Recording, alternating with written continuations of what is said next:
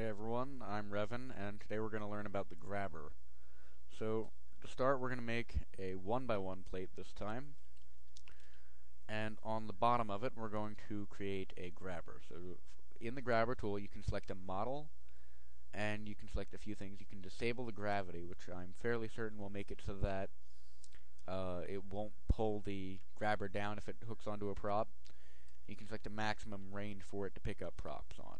So, that's just how far the beam goes out from it. And then we're going to make a 2x2 plate, and that's going to be our little control panel. Now, if you look at the inputs and outputs of the grabber, you can see that it has only an output of holding, which is whether it's holding an object or not. It has inputs of whether to grab or not, and how much weight it can hold, pretty much. So what we're going to do is we're going to have a constant value for how much weight it can hold, and that's going to be a ridiculously large number. So here we go, and wire that to strength. So when that's all wired, we can worry about grab.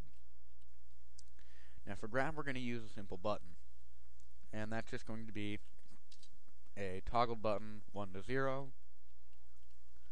and we'll have a little screen here. And we're going to have it be holding.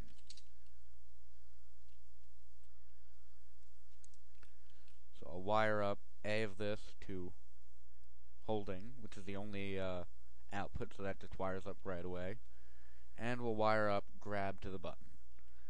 Now, my wires are visible for this simply for the reason that you can see that this button is in no way affecting that screen there. It only gets wired into the grabber. Now, if I press my button and toggle it on, you can see that nothing at all happens, and that's because there's no prop underneath it for it to grab. Nothing's going to happen, and if I move it over a prop after I trigger the input, it won't grab onto it. So once it is set to grab, if there is nothing for it to grab, it won't grab anything at all. So we're going to turn that off, and we'll make a simple prop underneath it, about another 1x1 plate.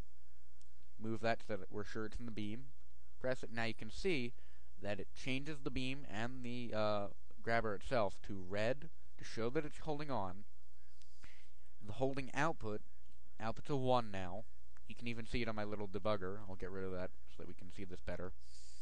Then if I unfreeze both these plates, I can move it around, and you can see that it will hold on to the plate underneath. Now it does wobble a little bit, and that's because the weight of our grabber isn't precisely set. If the weight of the grabber was much higher, it would be perfectly stable down there, and the little platform here would not be wobbling around at all. But because the weight is so small, it actually will allow this to swing a little bit. Keep in mind, though, that if you do increase the weight of your grabber, you need to increase the weight of what's holding it also. I made this thing once where I had a very heavy grabber on a rather light plate, and that could totally mess up your contraption. Anyway, I'm Revan. This has been a tutorial on grabbers, and why don't you go wire somebody's mouth shut.